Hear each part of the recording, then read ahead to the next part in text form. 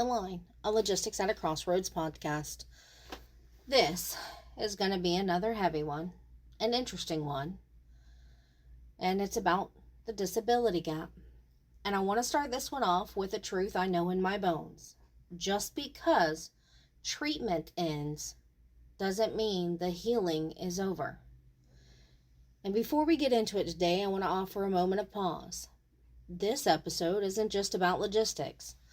It's about bodies, about burnout, about a kind of resilience no one trained you for.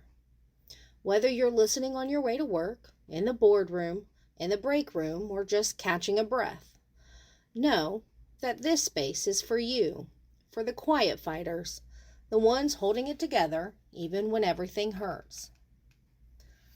I am an ovarian cancer survivor, but survivorship doesn't mean restored.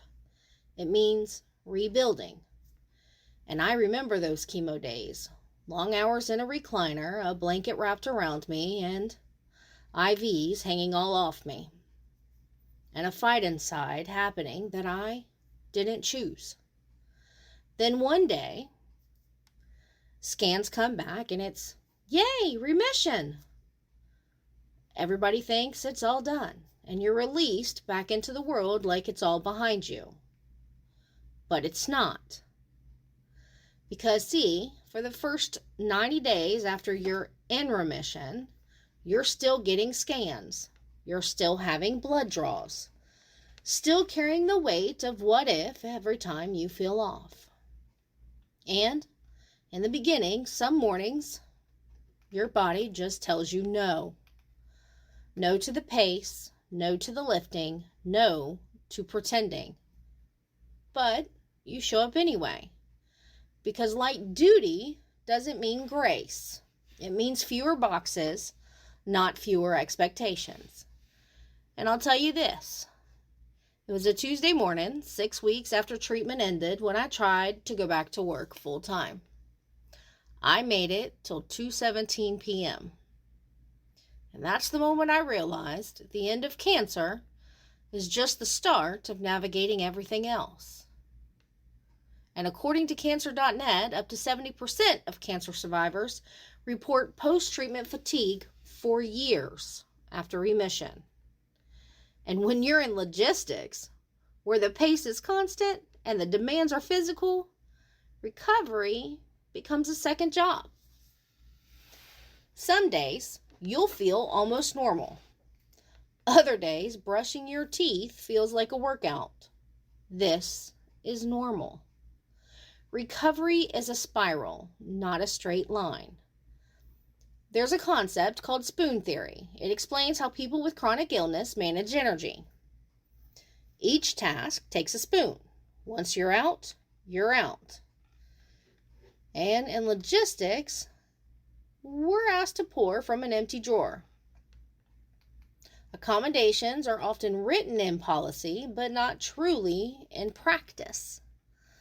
Light duty is supposed to mean a modified workload, but too often it just means less physical, same pressure. You might get pulled from the yard to do paperwork, but you're still expected to work the same hours. You're still treated like needing a break means you're less committed.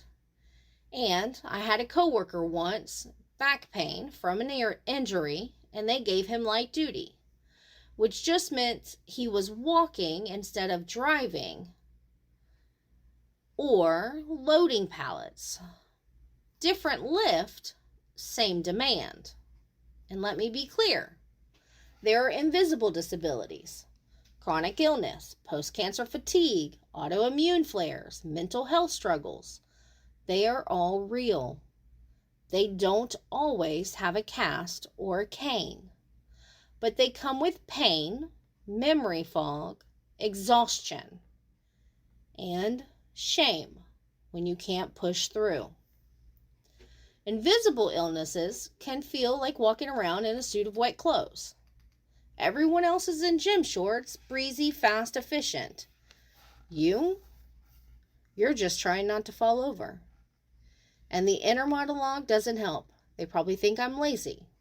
What if I just call out sick? But what if they think, I'm not cut out for this anymore? When did we decide asking for help meant opting out of ambition? The truth is, you don't bounce back. Sometimes you crawl, sometimes you pause, and sometimes you do half. And it's all heroic. We need to start treating logistics workers like humans, not hardware. We need real modified schedules, not just reassigned tasks. We need managers trained to listen, not doubt, and policies that acknowledge recovery isn't linear. And space for people to say, I need less today, without fear. Let's talk solutions from the floor up too. Peer mentorships, optional soft return periods, protected check-ins after medical leave. What would it look like if we led with empathy and not efficiency? If today's episode stirred something in you, maybe a memory, a feeling, or even bit of grief you didn't realize was still there, this space will always hold room for that. You don't have to power through everything. Sometimes holding the line just means not letting yourself disappear. This was episode 18, The Disability Gap. In this series, Systems We Survive, we're asking, what happens when the systems built for profit forget the people who power them? And next week, we'll tackle aging out. What happens when experience is dismissed instead of honored? Until then, show up gently. Hold space for what you've been through. And know that not bouncing back doesn't mean you're broken. It means you're still here. You matter. And as always, remember, I'll be navigating the crossroads right along with you.